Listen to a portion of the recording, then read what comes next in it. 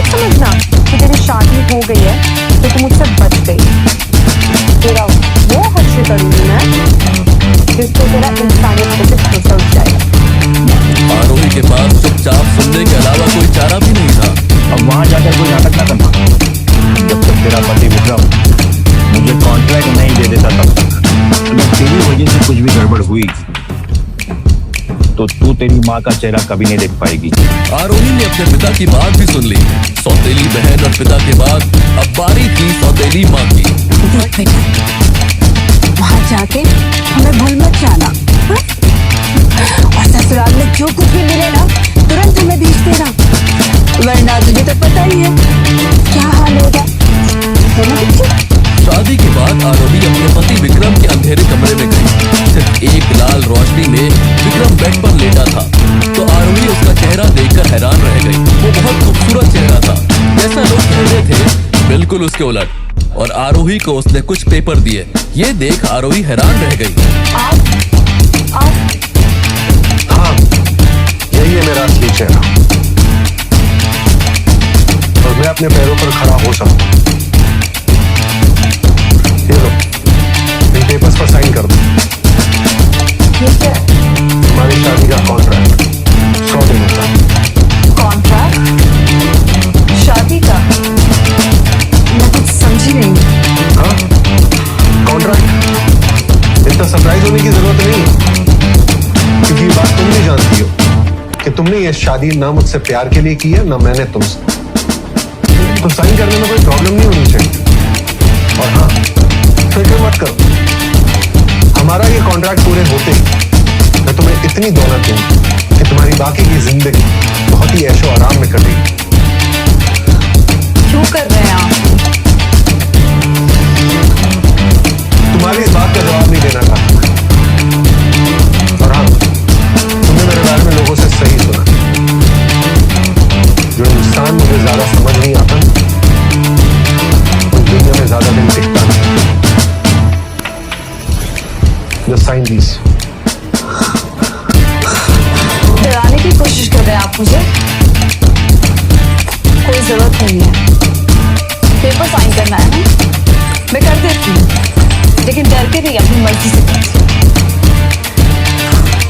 और आपने बिल्कुल सही कहा, मुझे भी आपसे शादी नहीं करनी थी, लेकिन जब ये रिश्ता आया मुझे हाँ कहना पड़ा, आपसे शादी करनी पड़ी। इसलिए मुझे कोई रकम देने की जरूरत नहीं है, मैं अपना पेट खुद पाल सकती हूँ। अब बेफिक्र रहिए।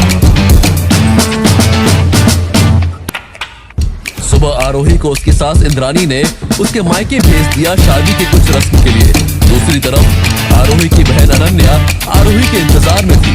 हेलो राघव, तुम्हारी आरोही आ रही है अकेले रस्म निभाने के लिए। बढ़िया मौका है तुम्हारे पास। मायके पहुंचकर जब आरोही अपने कमरे में पहुंची तो उसके पैरों तले से जमीन सरक गई। राघव के सर पर किसी ने पीछे से जोर से वार किया।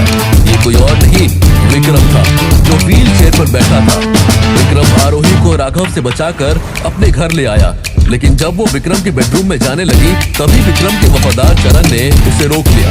आप अंदर नहीं जा सकते, सरकार का हुक्म है कि आप उनके बेडरूम में कभी नहीं जाएं। ये सुनते ही आरोही का गुस्सा मानो सातवें आसमान में पहुंच गया, इसलिए वो अपने आप को रोक नहीं पाई और तीखी आवाज में कहा, ठीक है, नहीं जाऊंगी। मुझे भी कोई शौक नहीं ऐसे खड़ूस लड़खड़े इंसान के साथ एक ही कमरे में रहने का। ये बताओ कि मैं फिर किस कमरे में रहने वाली हूँ, या फिर मेरे लिए कोई कमरा है या नहीं? इसके बाद चरण आरोही को एक बड़े से बेडरूम में ले गया, जिसे बहुत खूबसूरती से सजाया गया था। आरोही का सारा सामान भी उसी कमरे में रखा हुआ था। चरण वहां से चला गया। आरोही थक चुकी थी, उसने नहाने का फैसला लिया। जब तक आरोही डिनर करने पहुंची तब तक विक्रम लगभग अपना खाना खा चुका था। थोड़ी देर बाद ही वो डिनर टेबल से उठ खड़ा हुआ, तभी आरोही का सेल फोन बजा। हेलो, कल का लंच मेरी तरफ से। किस खुशी में? अरे यार, मेरी जो काम सबमिट किया वो फाइनली बिक गई है और मुझे बहुत सारे पैसे आए हैं। और तू भी तो मेरी अच्छी दोस्त है, तो बस तेरे साथ लंच करने का मन करा। ठीक है, आ जाओ। और मौसी को भी बुला लो। तू पागल है क्या? पागल केवल मैं नहीं, तू है जो तुझे इतने टाइम से पता नहीं कि वो तुझसे कब से और कितना प्यार करता है। मेरी शादी हो गई है। हाँ, मुझे पता है तेरी शादी हो गई है, और मुझे ये भी पता है कि तुझसे ये शादी जबरदस्ती करवाई गई है। रिश्ता तो अनन्या के लिए आया था ना। देख, तू मोहित को बुला दे, लेकिन मैं नहीं आऊँ। तुम दोनों साथ में लंच करना, ठीक है? अरे यार, तू तो बुरा मान रही है यार। अच्छा ठीक है, नो मोटिव, सिर्फ तू और मैं। कल आ जाइयो, हार्ट ऑफ इटालियंस में। ओके बाबा, ठीक है। आरोही अगले दिन ठीक 1 बजे हाउस ऑफ इटालियंस पहुंच गई। पूजा आरोही को लेकर अपने रिजर्व टेबल तक पहुंची तो वहां एक प्रेमी जोड़ा खुले आम रोमांस करने में लगा हुआ था। इसलिए आरोही ने उन्हें टोकते हुए कहा, अभी आप लोगों का हो गया हो तो ये टेबल खाली कर दीजिए, अभी हमारी बुकिंग है। और इतना सुनते ही वो प्रेमी जोड़ा अलग हुआ। लेकिन जैसे ही उनके चेहरे पर आरोही की नजर पड़ी तो मानो उसके पैरों तले से जमीन ही खिसक गई। वो चौंकते हुए बोल पड़ी, उत्कर्ष, साक्षी, तुम लोग?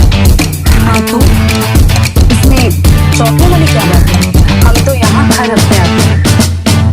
वैसे तुम यहाँ क्या कर रही हो?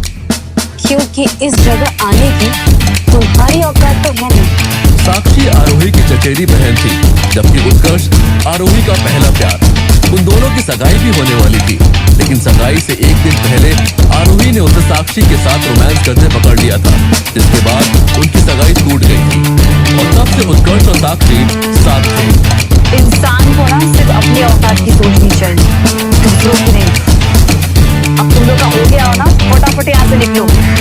दिस इज आवर टेबल, हमने रिजर्व की है। मैनेजर ने उत्कर्ष और साक्षी को टेबल खाली करने को कहा तो उत्कर्ष भड़क उठा। तो मुझे यहाँ से उठ के जाने को कह रहा है? मुझे भूल गया क्या? महीने में 10 बार से ज्यादा आता हूँ यहाँ पे, लाखों रुपए खर्च करता हूँ। क्या चाहते हो, यहाँ आना बंद कर दूं मैं? मैनेजर ऐसा कीमती ग्राहक गंवाना नहीं चाहता था। मैम, आप मेरे साथ आइए, मैं आपको इससे भी बेहतर टेबल देता हूँ। हमने ये टेबल बुक कराई है, हम यही बैठेंगे। आपको सच का साथ देना चाहिए और आप हमें ही बोल रहे हैं। ये टेबल हमने रिजर्व की हुई है, इन्हें कोई और टेबल दे दीजिए ना। आप दोनों नहीं मानोगे मतलब? क्या मतलब? अभी समझाता हूँ। सिक्योरिटी! लेकिन इससे पहले कि वो सुरक्षा गार्ड आरोही और पूजा को छू भी पाते, वहाँ एक भारी भरकम आवाज गूंजी। क्या हो रहा है यहाँ? आरोही ने पलट कर देखा तो उसकी आंखें बाहर आ गई, क्योंकि ये आवाज किसी और की नहीं बल्कि विक्रम की थी और उसके बगल में खड़ी थी आरोही की बहन अनन्या। विक्रम ने मैनेजर को बुलाया, जो विक्रम के डर से मानो कांप रहा था। तभी अनन्या ने कुछ ऐसा कहा जिसे सुनकर आरोही के कानों में जोर की हलचल पैदा हो गई। साक्षी, इसमें सबर खान की क्या गलती थी? ये आरोही और साक्षी दोनों मेरी बहन हैं और उनके बचपन से कभी नहीं बनी। अनन्या के मुंह से विक्रम की जगह राजवीर सुनकर आरोही और भी हैरान हो गई। फिर विक्रम ने वहां खड़े एक वेटर से कहा, आज से तुम यहाँ के नए मैनेजर और यहाँ सबके लिए एक समान रूल्स है। इसके बाद जहां विक्रम अनन्या के साथ वीआईपी सेक्शन में चला गया, वहीं साक्षी और उत्कर्ष से खाली कराई गई टेबल पर पूजा और आरोही खाना खाने लगे। लेकिन साक्षी और उत्कर्ष वहां से गए नहीं थे। एक जोर का मुक्का पड़ा, जिसके 2 दांतों के साथ साथ वो खुद भी जमीन पर जा गिरा। ये मुक्का उसे विक्रम ने मारा था, जो उसे और भी मारना चाहता था, लेकिन आरोही ने उसे रोक लिया। आरोही ने विक्रम का हाथ पकड़ लिया। विक्रम भौचक्का रह गया, जबकि मौका देख के उत्कर्ष तूफान की तरह वहां से भाग खड़ा हुआ। शर्म नहीं तुझे अपनी बहन के बॉयफ्रेंड के साथ ये सब करते हुए? हाँ, इसके बाद मेरे राजवीर के आसपास तू दिखी ना तो तेरे पति को रिकॉर्ड करके सब भेज दो, समझी? राजवीर। ये देखते ही अनन्या गुस्से, जलन और डर से भर गई, क्योंकि विक्रम ने आरोही के इस कदम का विरोध भी नहीं किया। अनन्या ने खुद से बात करते हुए कहा, राजवीर कहीं और के चक्कर में तो नहीं फंस गया? नहीं, मैं ऐसा नहीं होने दे सकती। मैं किसी भी सूरत में ये होने नहीं दे सकती। और अगर ऐसा हो गया, मेरे हाथ से एक अमीर प्रेमी नहीं होगी मैं सिर्फ, बल्कि आरोही राजवीर को ये भी बता देंगी दूसरा कमरे में मैं नहीं, आरोही क्यों उसके साथ।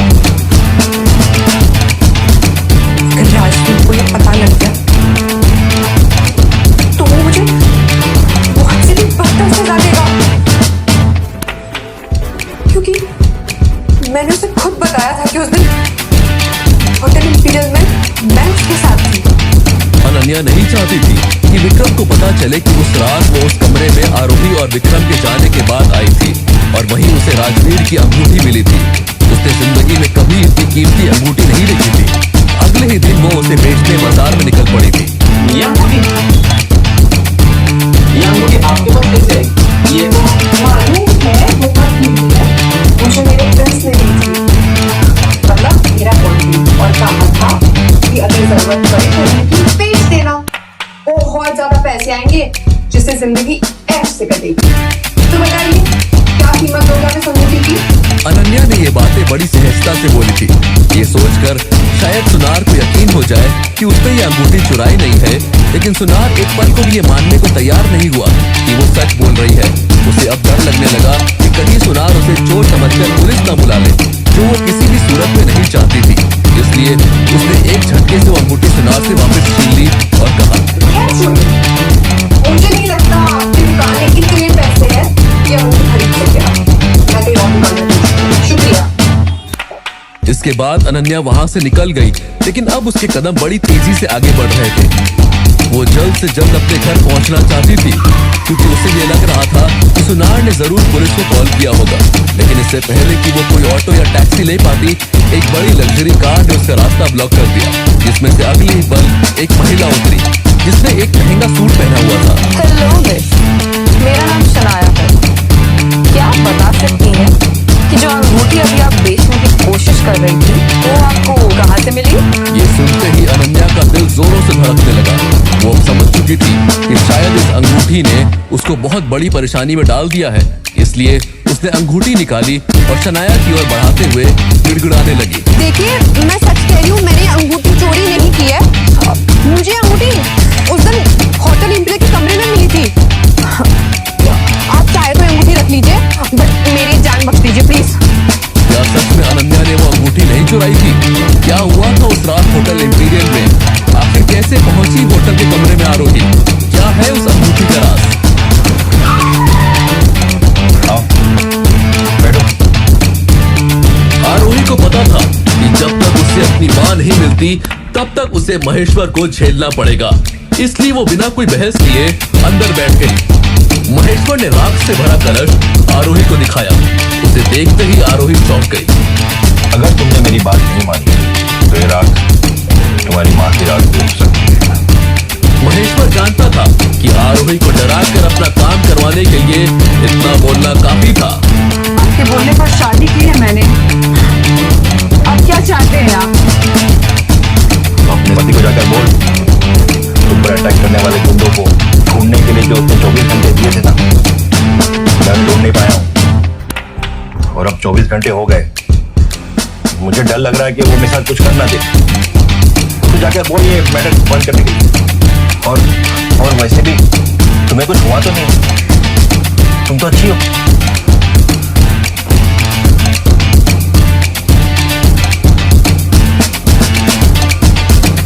अगर तुम अपनी माँ को सलामत देखना चाहती हो तो मैं कहूंगा वो तुम्हें करना हो। आरोही को किसी भी हाल में अपनी माँ को सेफ रखना था। आखिरकार इस पूरी दुनिया में वही एक उसकी अपनी थी। इसलिए आरोही के पास महेश्वर की बात मानने के अलावा और कोई ऑप्शन बाकी नहीं था। परेशान आरोही सीधा घर चली गई, क्योंकि वो जल्द से जल्द विक्रम से कांटेक्ट करना चाहती थी। लेकिन घर आने के बाद उसे नौकरों से पता चला कि विक्रम अभी घर नहीं आया था। आरोही को एहसास हुआ कि उसकी और विक्रम की शादी को 2 दिन हो गए, लेकिन उसके पास विक्रम का नंबर तक नहीं है। आरोही ने घर के नौकरों से नंबर लेना चाहा, लेकिन किसी भी नौकर के पास विक्रम का नंबर नहीं था। आरोही को याद आया कि चरण विक्रम का सबसे वफादार नौकर है, उसके पास जरूर उसका नंबर होगा। लेकिन चरण के बारे में पता करने पर आरोही को पता चला कि वो भी किसी काम से बाहर गया हुआ था। उसके पास अब और कोई ऑप्शन नहीं था, इसलिए उसने अपनी बहन अनन्या को कॉल किया। अनन्या, राजवीर है क्या तुम्हारे साथ? शर्म बच्चों कोई आरोप तुम्हें कसम करने के बाद तुम राजवीर के लिए फोन कर दियो? बेशरम। अनन्या को इस तरह से बातें करता सुन राजवीर ने अनन्या के हाथ से मोबाइल ले लिया। अनन्या, मुझे बस ये जानना। आरोही ने जैसे ही फोन पर राजवीर यानी अपने पति विक्रम की आवाज सुनी, वो 2 सेकंड के लिए कहीं खो गई। आरोही पहली बार फोन पर विक्रम की आवाज सुन रही थी और ये आवाज उसे बहुत इम्पोर्टेंट बात करनी थी। अभी भेजियो होकर आपसे बात कर। विक्रम की बात सुनकर आरोही ने बिना कोई बहस किए फोन रख दिया। वो सोचने लगी कि विक्रम को कन्विंस कैसे करेगी। काफी देर तक सोचने के बाद उसे ख्याल आया कि क्यों ना वो विक्रम के लिए उसका मनपसंद खाना बनाए। शायद इस बात से खुश होकर वो उसकी बात मान जाए। विक्रम के आने से पहले आरोही ने पूरा खाना बनाकर उसे अच्छे तरीके से डाइनिंग टेबल पर सजा दिया।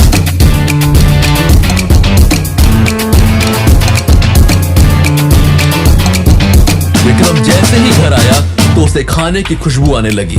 उसने देखा कि टेबल पर कई ऐसी चीजें थी जो उसके पसंद की थी।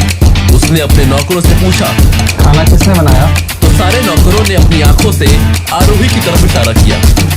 विक्रम जल्दी से फ्रेश होकर खाने की टेबल पर बैठ गया और खाने पर टूट पड़ा। बहुत देरों बाद विक्रम को ऐसा लगा कि उसने घर का खाना खाया था। खाना तो पसंद आया था, लेकिन साथ ही उसे आरोही के फोन कॉल वाली बात याद आ गई। इतना क्या इम्पोर्टेंट काम हो गया तो मुझसे बात करने के लिए तुमने अपने बहन के फोन पे कॉल किया? उस पर अटैक करने वाले लोगों के बारे में पता लगाने के आपने जो मेरे पापा को काम दिया था उस मैटर को क्लोज कर दीजिए। वैसे भी मैं अब सेफ हूँ, तो इस मैटर को बढ़ा के मैं अपने पापा की मुश्किलें उन्हें नहीं बढ़ाना चाहती। वो 24 घंटे अब पूरे हो चुके, मैं अब कुछ नहीं कर सकता। शरण महेश्वर को पकड़ने ऑलरेडी निकल चुका है। और हाँ, ये मत सोचना कि आज तुमने मेरे लिए ये डिनर बनाया तो मैं अपनी बात बदल लूं। मेरा डिसीजन नहीं चेंज होगा। विक्रम की बात सुनकर आरोही को समझ आ गया था कि चाहे वो कितनी भी कोशिश कर ले, विक्रम उसकी बात नहीं मानेगा। सॉरी माँ, मेरी लाख कोशिशों के बाद मैं आपको सेफ नहीं रख पाई। सिर्फ एक दिन ऐसा खाना बनाने से कुछ नहीं। अगर तुम अगले 30 दिन इसी तरह डिनर बनाती रही तो मैं शायद तुम्हारी बात मान लूं। बिल्कुल, मैं 30 दिन क्या 2 महीने 4 महीने इनफैक्ट पूरी लाइफ तुम्हारे लिए खाना बनाने के लिए रहती। इतना बोलते ही आरोही रुक गई। उसे याद आया कि ये शादी 100 दिनों के कॉन्ट्रैक्ट की थी। आरोही की बात पूरी होने पर विक्रम ने चरण को कॉल किया और महेश्वर को कुछ ना करने का ऑर्डर देकर फोन काट दिया। आरोही को इस बात की खुशी थी कि विक्रम ने उसकी बात मान ली और महेश्वर भी उसकी मां को नुकसान नहीं पहुंचाएगा। विक्रम की तरफ अट्रैक्ट होती हुई आरोही की फीलिंग गुस्से में बदल गई।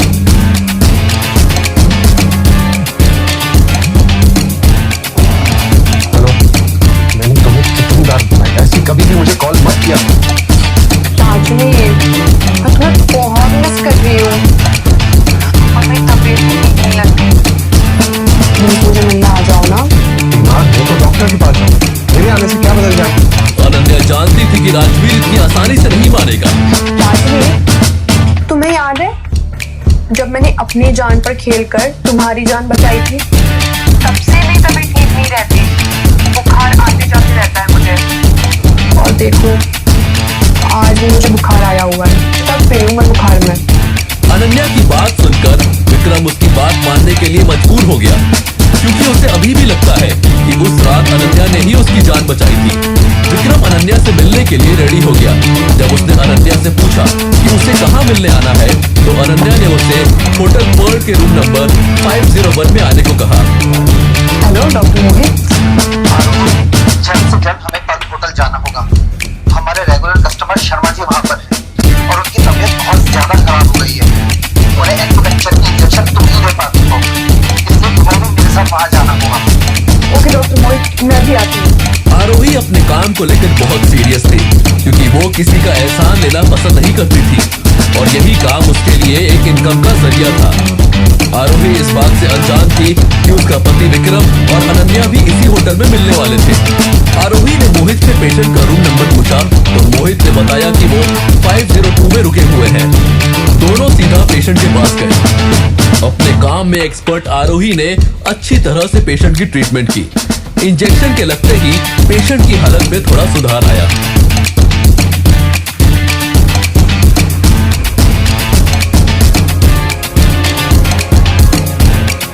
तुम इतनी रात को इस आदमी के साथ यहाँ क्या कर रही हो?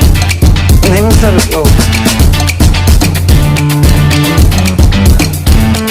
हर कोई एक जैसा नहीं होता और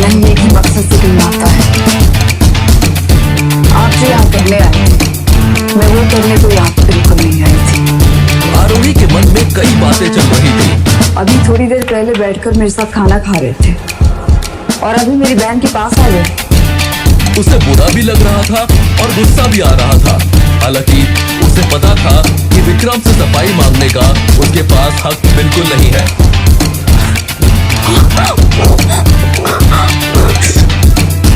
वहां खड़े मोहित और अनन्या ये देखकर दंग रह गए थे। उन्हें कुछ समझ नहीं आ रहा था कि आखिर आरोही के लिए राजवीर इतना कंसर्न क्यों हो जाता है।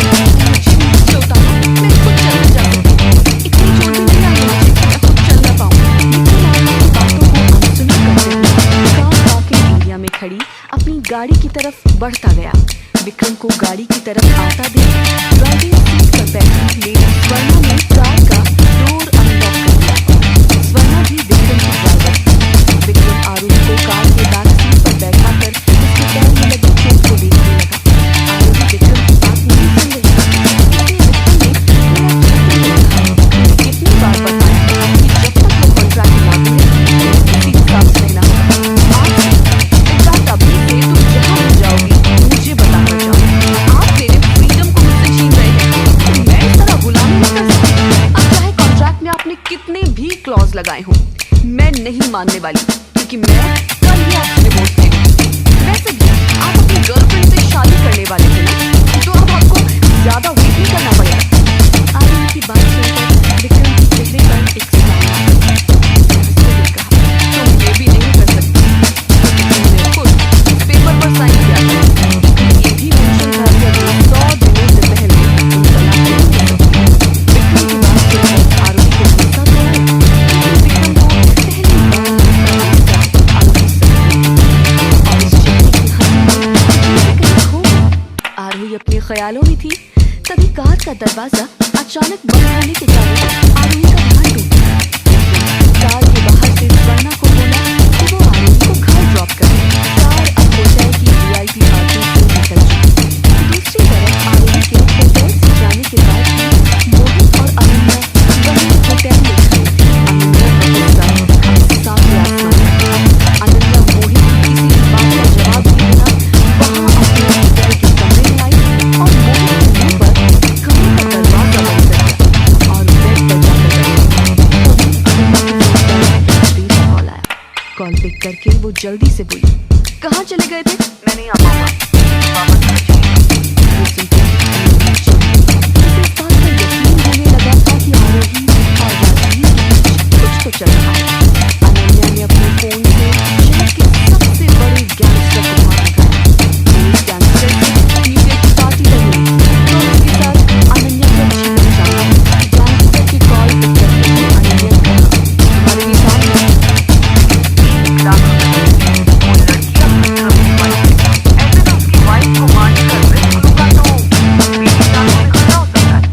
लाख से ज्यादा नहीं दूंगी।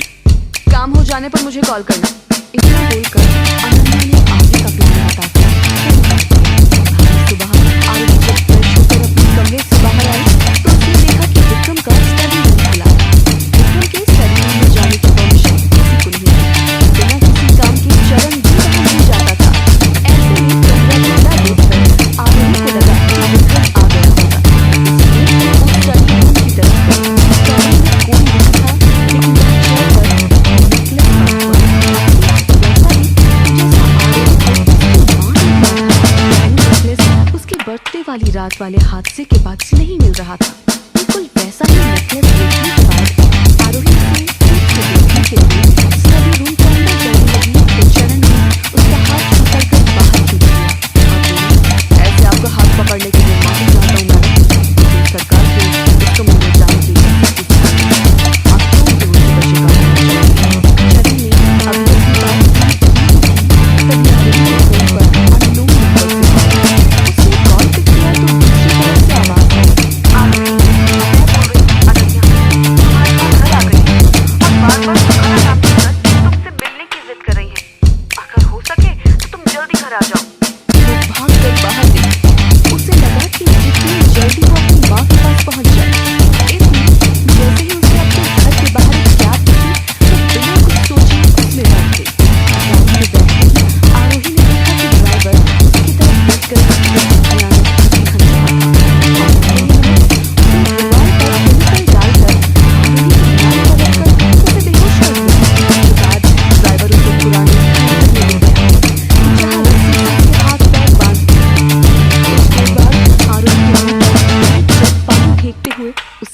में लाया। कितने टाइम से तुम्हारा पीछा कर रहा हूँ। पागल हो गए हो तुम, क्योंकि तुम शायद भूल गए हो कि अब मैं किसकी नहीं हूँ। उस बीमार इंसान से मुझे क्या डरना। अब मैं जैसा बोल रहा हूँ वैसा करो। उसने कुछ सोचकर नाटक करते हुए गैंगस्टर से कहा, देखो, मैं अभी मरना नहीं चाहती, इसलिए मेरे पास तुम्हारी बात मानने के अलावा और कोई ऑप्शन नहीं है। लेकिन मेरे हाथ खोलोगे तभी तो मैं तुम्हारी बात मान पाऊंगी। आदमी के मुंह से ये बात सुनकर गैंगस्टर खुश हुआ और उसने आदमी के हाथ पैर खोले चुपके से पर्स से एक्यूपंक्चर का इंजेक्शन निकालकर गैंगस्टर के पेट में लगा दिया। इंजेक्शन के लगते ही गैंगस्टर जमीन पर गिर गया। अपने बॉस को ऐसे बेहोश देखकर वहां उसके साथ खड़े दो गुंडे आरोही पर हमला करने गए, पर आरोही ने खुद को बचाते हुए उन दोनों को भी इंजेक्शन लगा दिया। उसने अपने बैग से मोबाइल निकाला और पुलिस का नंबर डायल किया। बेहोशी की दवा जो गैंगस्टर ने उसे सुलाई थी और चाकू लगने की वजह से आरोही खुद को संभाल नहीं पाया और पुलिस को कॉल करने से पहले वहीं जमीन पर बेहोश हो चुके थे। विक्रम अपनी गाड़ी में बैठकर वहां की जमीन में के लिए शहर से बाहर जा रहा था। इस मीटिंग के लिए विक्रम ने 2 साल तक लगातार मेहनत की।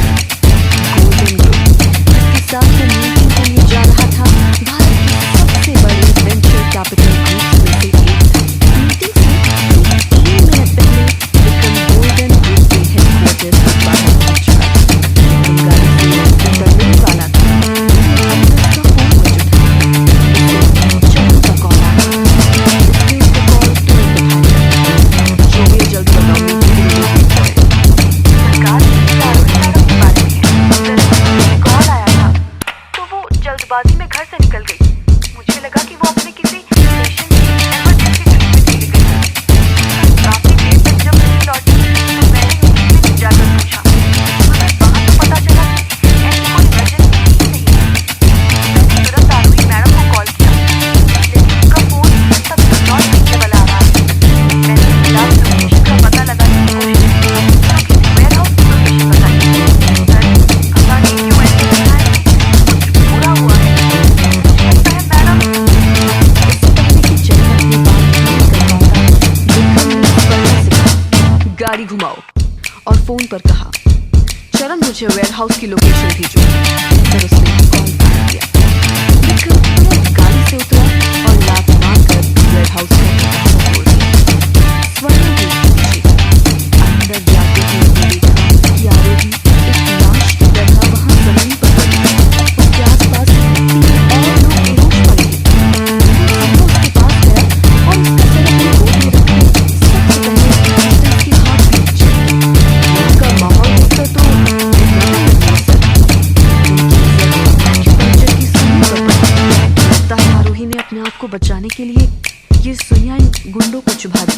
शायद किसी चीज के बाद से वो बेहोश हो गई। कोई आरोही को किडनैप क्यों करेगा? जल्दी से जल्दी गाड़ी से फर्स्ट एड किट लेकर आओ। जैसे ही स्वर्णा फर्स्ट एड किट लेकर आई, विक्रम ने तुरंत आरोही के हाथ पे लगा घाव साफ किया और उस पर दवाई लगाई। उसके बाद वो आरोही को उठाकर गाड़ी की तरफ ले गया।